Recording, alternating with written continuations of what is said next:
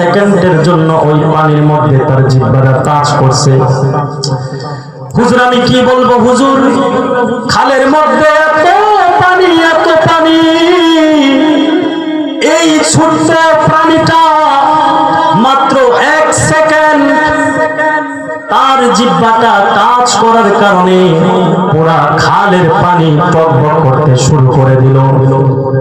এমন টকবক করতে শুরু করলো, জ্বলন্ত আগুন দিয়া খিচুড়ি পাকাইলে যেমন টকবক করে, ঠিক তদ্রুপভাবে এই প্রাণীটার জিহ্বার একটা টাচ, 1 সেকেন্ডের টাচের কারণে পুরা খালের পানি বন্ধুগণ আমার টকবক করতে শুরু করলো। হুজুর তখন আমি ওই জায়গার মধ্যে চিল্লাচিল্লি করতে শুরু করলাম, হাউমাউ করে চিৎকার করতে শুরু করলাম। এতক্ষণে আমার এই পা জ্বলসে গেছে।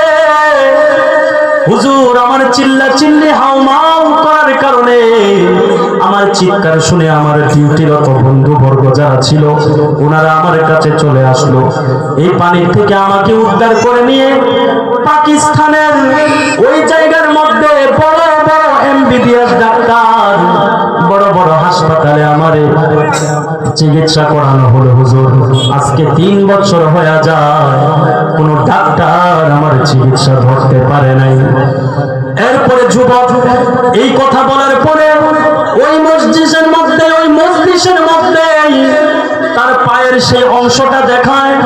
হুজুর তাকায় দেখেন, এই যে আমার এই পায়ের অংশের মধ্যে একটু তাকান, একটা তাকায় দেখে একটা পট্টি লাগানো, সেই পট্টি খোলা যায় আবার লাগানো যায়।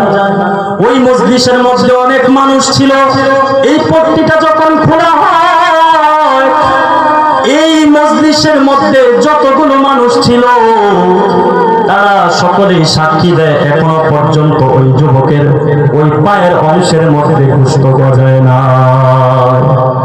এখনো পর্যন্ত এই জায়গা থেকে অনেক দুর্গন্ধ। ও মুসলমান, মাঝে মাঝে আল্লাহ রাব্বুল আলামিন কবরের আযাব আমাদেরকে দেখায় যাতে করে আমরা শিক্ষা গ্রহণ করতে পারি। মুসলমান, আজকের মুসলমান আমাদের কবরের ভয় নাই। আজকে দুনিয়াতে আমরা এসেছি, এখন আছি, এক সময় ছিলাম না, এক সময় থাকবো না। তবে মুসলমান আপনাদের কাছে আমার প্রশ্ন হলো, কি নিয়ে রওনা দিলেন রে বাবা? কি নিয়ে রওনা দিছেন বাবা? চিন্তার বিষয়। আল্লাহ রাব্বুল আলামিন কোরআন শরীফের মধ্যে বলেছেন, বান্দা শোনো,